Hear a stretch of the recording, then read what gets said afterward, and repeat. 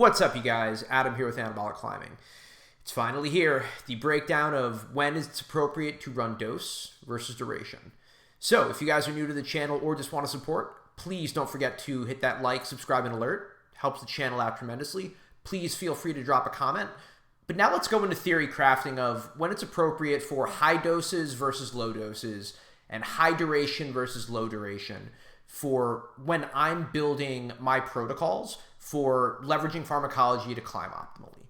And before we begin and go into the slideshow, there's one theory that has been really popping up in bodybuilding circles that I like a lot, that I kind of want to start by leveling it out.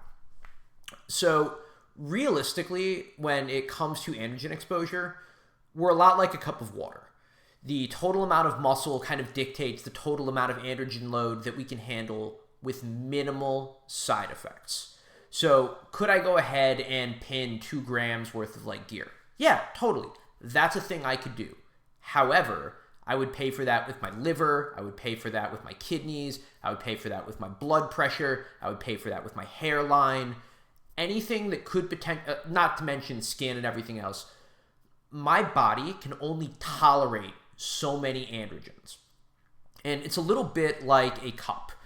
You can put 12 ounces of liquid into an 8-ounce cup, but you're not going to be able to harness everything. And that's kind of what you're seeing here. It doesn't matter how many drugs you take if there's only so much that you can utilize effectively. So with that in mind, I kind of want to break some of this down into how this interacts with bodybuilders versus climbers.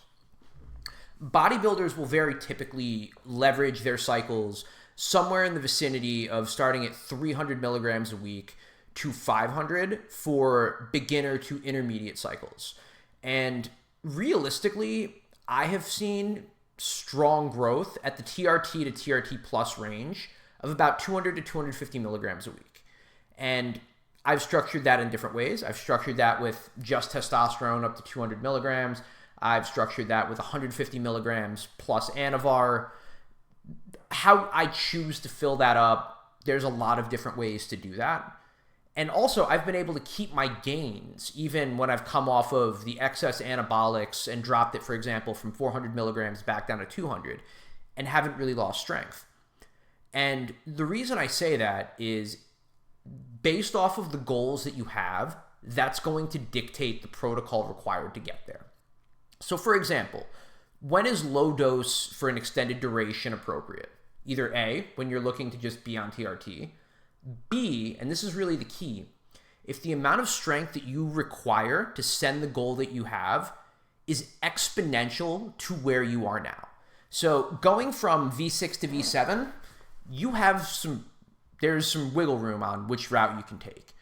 Going from V7 to V11, for example, the duration required is substantial. So that's where low doses, or at least lower doses for an extended duration, makes more sense. So let's go into the specifics for a second. Number one, lower doses, really sub 350 milligrams. I ran that for around 9 months. And even though my lab work wasn't up to my liking at the end of that 9 months, it was still extremely healthy in comparison to the majority of lab works, A, that I've ever had, and B, that the majority of doctors will interact with. Being able to run lower doses for extended periods of time obviously is helpful for gains, obviously great for overall longevity, and more importantly, outside of the initial 1 to 2 week ramp-up period where I'm adjusting to acute strength increases from, let's say, an Anavar or a Masteron, it's really predictable in my climbing performance. After I adjust to that acute strength boost, I can begin to leverage that into consistent and repeatable strength gains, as opposed to what folks are going to basically say, you're going to get too strong too fast. You're not. In general, I've adjusted to the strength increase and then have been able to build on it meaningfully bit after bit after bit. Number 2, lowering side effects. Acne sucks. Sleep deprivation, anxiety, all of these things can happen at higher androgen loads and, more importantly, with an endocrine mismanagement. If your estrogen is too low, you're going to have a bad time, whether that comes out in anxiety, poor skin, brain fog.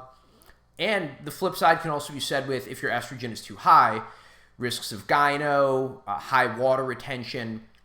In the event that your growth hormone dose is too high, dealing with edema and waterlogged fingers, all of this stuff sucks. And making sure that you're on a dose of androgens that A, you can tolerate, and B, you can leverage to effectively train, and you're not fighting side effects, that's critical. Ultimately, performance-enhancing drugs are meant to enhance performance. And if you're combating side effects instead of using it to leverage training, you're doing it wrong. And as someone that's gone too high and had it negatively impact my training performance, I personally would rather have a lower dose that allows me to train the way I need to train than simply trying to up the numbers in the hopes that I'll get to my goal faster. Because at the end of the day, the stimulus that I'm able to put my body through, whether it's through weights or through climbing, is more important than the synthesis of either the hypertrophy or the collagen synthesis that I'm trying to drive. Drugs do not build tendon strength on their own. Only stimulus will. And ultimately, sustained lower doses, in my opinion, will yield lower injury risks for a couple of reasons. Number one, you're going to maintain muscle even at limited durations. If I'm training pull-ups or legs once a week, I don't deal with the natural issue or something what natties are going to deal with where they're going to lose some of the overall muscle or strength that they're gaining if they're only hitting something once a week. Because, yeah, our hormones are coming from a vial, and that's going to keep the overall strength of the legs or strength from the back. And number two, the stronger the muscle is, I believe that it's just tendon protective. My fingers need to do the work, but my forearms need to be strong enough to pull the weight, to hold the fingers, to drive on that block pull. And as long as I'm not overclocking the tendons, realistically, that basically creates proper abilities for me to be able to continue to block pull more consistently over time. And as long as I'm not continuing to up the drug load over and over and over again, my tendons are aware of what's coming. And also I can train intelligently. I know when my fingers are starting to open up. I know how to back off as opposed to just ego lift for the sake of it. The more I know my body, the more I'm able to train intelligently and the more I can leverage the drugs effectively and train harder. So, yeah, like I said, when I am trying to go for major improvements, jumping multiple grades, improving strength parameters dramatically, like jumping higher, doing one-arm pull-ups, improving my weighted pull-ups, lower doses for an extended duration will allow me to get there because Rome wasn't built in a day. But is there a place for high doses? The answer is yes. So I want to talk about what the encounter is going to be with high doses, but also what some of the potential upside is and when it would be deployed. So we know higher doses means higher side effects, whether that's issues sleeping, whether that's edema, whether that's potentials for gyno, and worse health markers for limited exposure that even though on paper I might be able to tolerate the health markers for 6 to 8 weeks, it doesn't mean that it's necessarily optimal for me to leverage the drugs for that long. The real issue is if I'm elevating my drug burden to peak for a climb that might be slightly outside of my skill ceiling, that's when I am most at risk of injury. And it's not just because of the drugs, it's also because of the climb. If I have to pull extra hard on something, I'm hoping that I'm overclocking just the right amount and I'm not going a little bit overboard. And lastly, high drugs isn't really a mechanism of increasing progression. It's really about driving performance. And if I'm trying to climb a really hard V7 and I'm a V7 climber, it might make sense to up the dose. Whether I'm taking a little bit of excess of Anavar and just on the day, maybe going from 20 to 40 milligrams, that could be a thing I could do. In general, I do not think trenbolone is an appropriate compound for rock climbers. But on a projecting day to run a short ester trenbolone acetate, it's technically viable.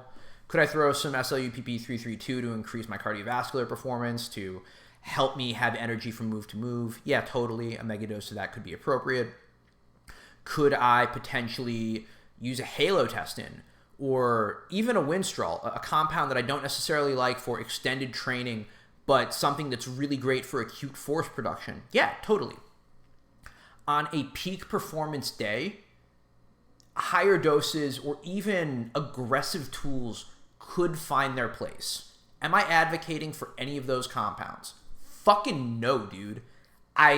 If you haven't figured this out in my training programs, in my protocols thus far, I prefer low and slow. However, just because I don't necessarily like gravitating toward these tools doesn't mean they aren't potentially effective in specific instances. I do not, and I cannot emphasize this enough, long-term trenbolone makes no sense for climbers because it compromises tendon integrity. Same can be said for Winstrol. However, for acute time periods to dial in performance, it could potentially have a positive use case because of the ability to drive aggression and acute force production. Is it worth it to me? Yeah, I'm probably never touching tren. I know I've talked about potentially doing it. I think nandrolone is about as close as it's going to get. I don't see myself leveraging a compound that anabolic and that neurotoxic, but everybody loves tren, so I figured I would mention it. What it really boils down to is, where do you need to go? If you need to go far, low and slow is almost certainly the answer. If you're on the cusp of something and time is limited, and in your position you feel it is worth the risk, it's up to your judgment if higher doses to get you over the finish line is a thing that makes sense to you. And yeah, with that, I just sort of want to close it here. I really appreciate all of you guys for watching. As always, do not forget to like, subscribe, and comment. Helps the channel tremendously. Yeah, this is probably my last video before I head off to Japan. I promised a buddy I would send a sick V3 or V4 over there because B-Pump is utterly insane. I'll be filming some bouldering out in Mitake. I'm going to try to send a cool line when I'm out there as well. If you guys are in Japan or have any suggestions of cool lines that I could try over when I'm out there, please let me know. But yeah, as always, this is Adam with Anabolic Climbing, wishing you good luck, happy sending, and I'll see you from Japan. Take care.